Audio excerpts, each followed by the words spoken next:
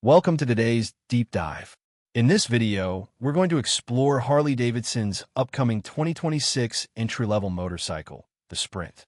This is the brand's boldest step into affordable territory, targeting a price under $6,000. Instead of just talking features, I'll take you on a walk-around from the very front tire all the way to the back, explaining each component, what it does, and why it matters. By the end, you'll know this motorcycle inside and out. Let's start at the very front, the tire. The Sprint will likely wear a modestly sized 17-inch front wheel, wrapped in a road-focused tire. A narrower profile keeps steering light, perfect for new riders weaving through traffic. Look closely at the rim. It'll probably be cast alloy rather than spoked because alloy wheels are lighter, more affordable, and allow tubeless tires for easier puncture repair. The tire itself isn't just rubber. It's engineered for grip, heat management, and water displacement. Expect an all-season sport touring compound, soft enough for traction, hard enough for long life. Moving inward, we reach the braking system. On a bike in this price bracket, a single front disc brake with a twin-piston caliper is the most likely setup. Don't underestimate it. With today's metallurgy and pad compounds, a single disc can stop a lightweight machine very effectively. And because Harley wants to sell globally, the Sprint will almost certainly have ABS as standard, required in many markets. Hydraulic lines carry brake fluid pressure from the lever to the caliper, where pistons clamp pads onto the steel rotor, converting kinetic energy into heat. Simple, reliable, and perfect for everyday riding. Now, let's move upward to the forks. Expect telescopic front forks, most likely conventional units rather than inverted upside-down forks, to keep costs down. Inside, oil damping controls compression and rebound, while coil springs carry the bike's weight. For filming, a nice detail shot is watching the fork compress as someone presses down on the bars. The fork legs not only absorb bumps, but also align the front wheel with the frame. Rubber gaiters might cover them for durability, and at the top, triple clamps hold everything rigidly in place. Above the forks sits the headlight. Harley is known for round headlamps, and the Sprint will likely keep that heritage with a modern LED bulb inside. LEDs provide brighter, whiter light and consume less power. Flanking the headlamp are indicators, compact LED units, required for safety and visibility. A small fly screen or naked bar setup is likely instead of a full fairing, keeping costs down and looks minimalist. Moving back, we arrive at the handlebars. These are the rider's main control center. Wide, upright bars provide leverage and easy maneuverability at low speeds, perfect for city commuting.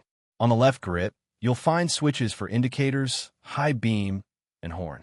On the right, the starter button, kill switch, and throttle.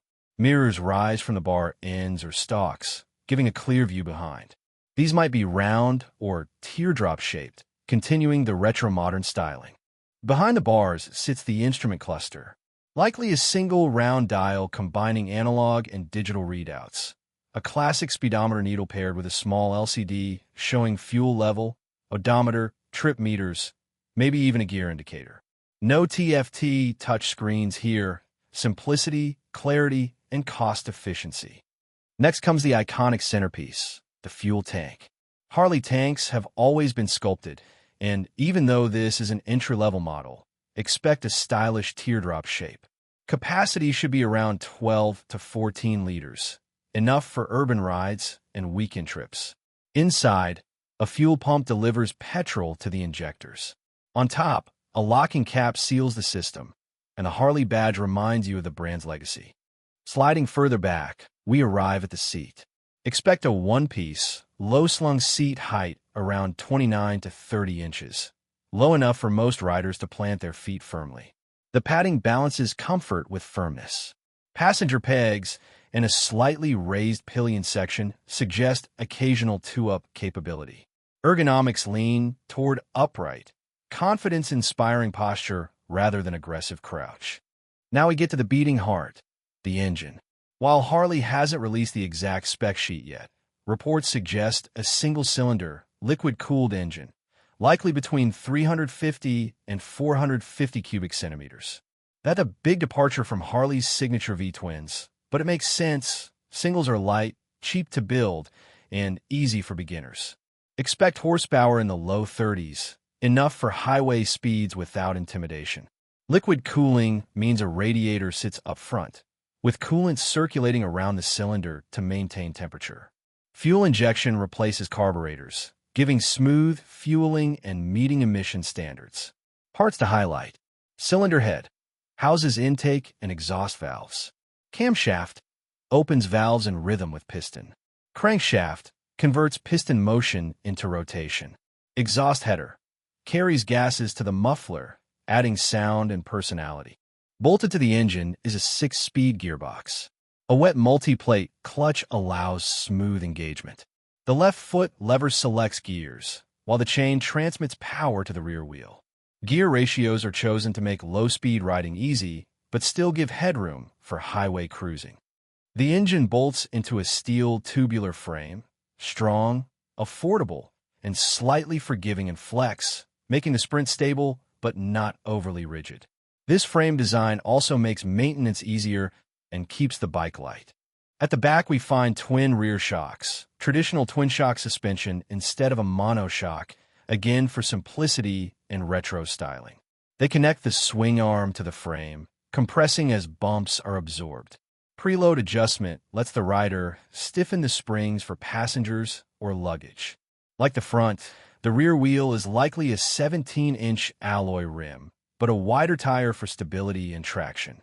Chain drive connects the sprocket to the gearbox output shaft, with a guard to keep things safe. A single rear disc brake and ABS handle stopping duties.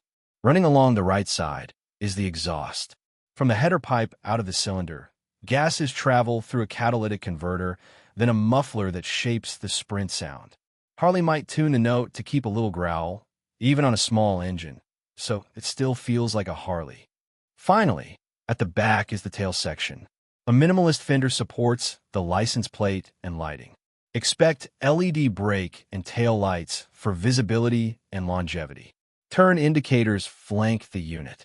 A rear grab rail or strap may be included for passenger stability. Electronics will be basic but useful. ABS is standard, electronic fuel injection, and possibly simple traction control. Charging ports, Bluetooth, and TFT screens are unlikely at this price point. So there you have it, the 2026 Harley-Davidson Sprint, broken down from the front tire to the rear light. It's affordable, approachable, and aimed at new riders who want Harley heritage without Harley pricing. By combining a lightweight single-cylinder engine, simple suspension, modern safety features, and classic styling, Harley could finally crack the entry-level market. When the official reveal happens, we'll confirm specs, but this walkthrough gives you